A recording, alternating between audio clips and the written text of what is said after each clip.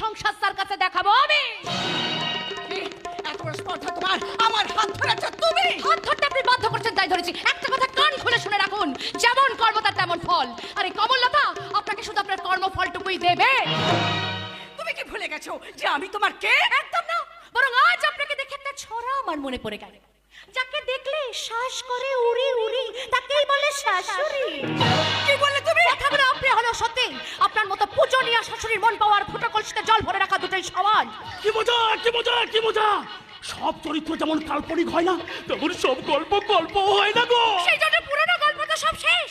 আজ থেকে শুরু হবে নতুন গল্প।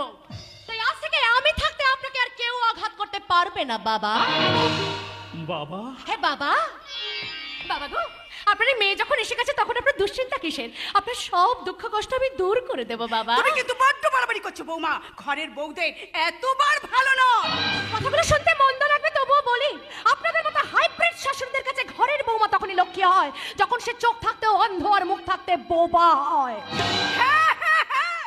তোমাকে বোবা হয়ে থাকতে হবে, কারণ এই সংসারে আমি হলাম শেষ কথা। আরে তাতে কি হয়েছে? তোতা পাখিও তো অনেক কথা বলে, কিন্তু সে কখনো আকাশ ছুঁতে পারে না। কি আনন্দ, কি আনন্দ, কি আনন্দ! অমাবস্যা রাতে পূর্ণিমার চাঁদ উঠে জাগো। কে আছিস তোরা? ওরে আয়, আয়, আয়, আরে দেখবি আয়, দেখবি আয়! অমাবস্যায় কোজাগরি। তুমি নিজেকে কি ভেবেছো এবাড়ির মালকিন? একদম না, এত বড় পদবি যে আমি ভাবতেই পারি না মা। কারণ বাপের বাড়ি থেকে শ্বশুর বাড়ির এই লম্বা সফরে মেয়েরা যে রিফিউজি মানে শরণার্থী। এতে এত বড় পৃথিবীতে বাবুই পাখির বাসা আছে, অথচ একটা মেয়ের নিজের কোনো ঘর নেই। হ্যাঁ, হ্যাঁ, এই ঘর এই সংসার সব আমার হাতে সাজানো। তাই এখানে কারো কর্তৃত্ব আমি মানবো না। তোমাকে কি করে জব্দ করতে হয় সেটা আমার ছেলেকে দিয়ে বুঝিয়ে দেবো। আরে না না না, বুঝতে আমার কিছু বাকি নেই। অনেক বাকি, সেটা তুমি নিজের চোখেই দেখতে পাবে। আমার ছেলেকে আমি যেমন চালাবো সেটা তেমনি চলবে। একদম না, এতদিন তাই চলেছে, কিন্তু এখন থেকে তাই হবে না।